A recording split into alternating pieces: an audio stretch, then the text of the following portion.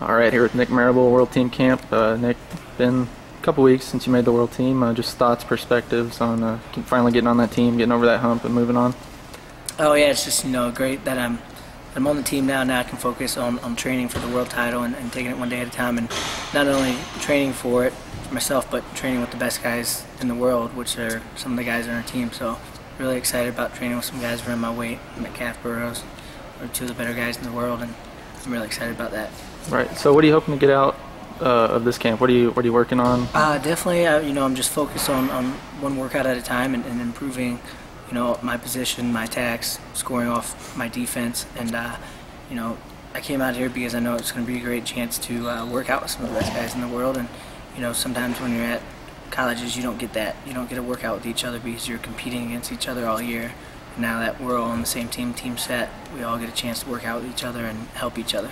So talk to me a little bit about this year. I mean, you made the decision to cut down, wrestled at World Cup at 70.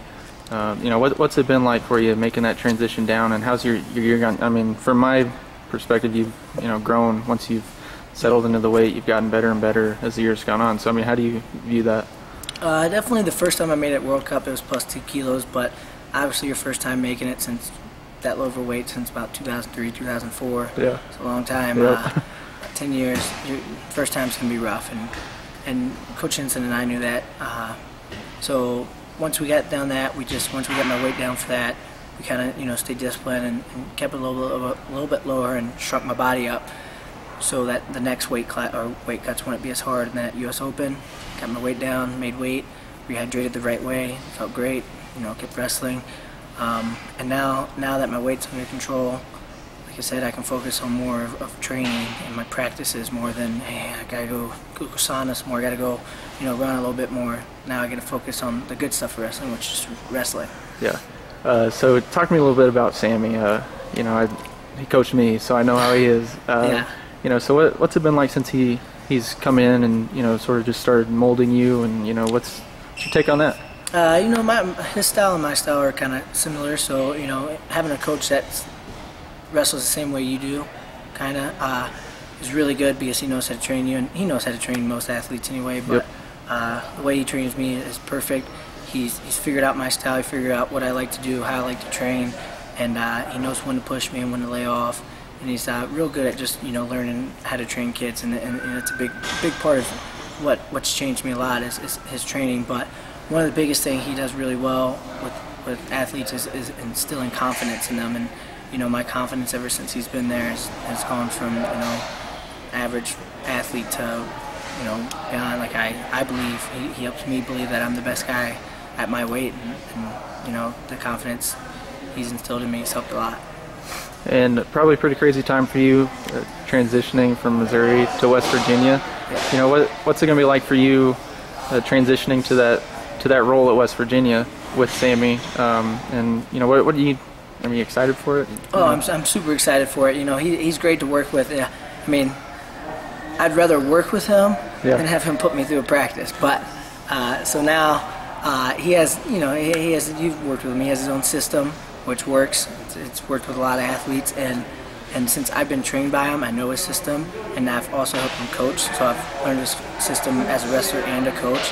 So now he can trust me to run a practice. He can, trust me to do stuff that he would do on his own. So, if he's not there, he's not freaking out about, oh man, I don't have anybody who can run practice. And I think that, me and him work really well together as athlete and coach and coach and coach. So it's really exciting. We go in the office, we have fun in the office.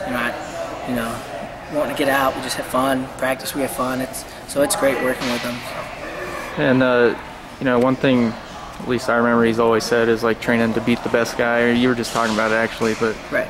Top 3 guys, top 2 guys. I mean, talk about that approach, that mentality that you sort of have. I mean, you've beaten one of the best guys, if not the best guys in the world, in Burrows. I mean, so what does it take? It just takes a lot of discipline. Like it's not so much that we all train to beat the best guy, and you know what, if you do everything you can to do it, and you fall short of your goal, at least you know that you did everything you could. But and then if it does happen, you just know that all that training stuff paid off, and all that stuff, works. You just keep working towards your goal and staying consistent, and that's what Sammy talks about a lot, is consistency. So you constantly, do the right things in the office, right things on the mat, right things with people, and it just helps, as a wrestler and as a person as a whole. So whenever you do things consistently, and the outcome of your goal is reached, and it's just that much better. So when he first started coaching me, he told me before he started coaching me that he believes that I could beat the best guy in the world, which at the time, which still is at my old weight, 74, was Burroughs, and then he came in a year and a half later, and I ended up beating some of the best guys in the world, not only Burroughs, but some of the other ones at that weight. And then, and a big part of it was just staying consistent with my training, staying consistent with my dieting, staying consistent with my lifts, just everything, and that was a big part. Do you feel confident going into the Worlds that you can go in there and win that thing? I mean, you've had all the international experience, you've had big wins, you've wrestled the top guys. I mean, how do you feel going in there? Yeah, I feel great. This weight, I feel like it's my weight. I feel like I can go in there and wrestle my style, hold position, get takedowns when I need it, score off defense. I just feel like this is the best weight for me, and I feel like I'm the best guy at the weight, so I'm going to keep. I'm not going to worry about winning the world title. I'm going to worry about practice today, practice tomorrow. I'm just going to take it one day at a time, and then one match at a time, and then hopefully I'm in the finals, and then get my hand raised. Awesome, man. Appreciate it. Yep.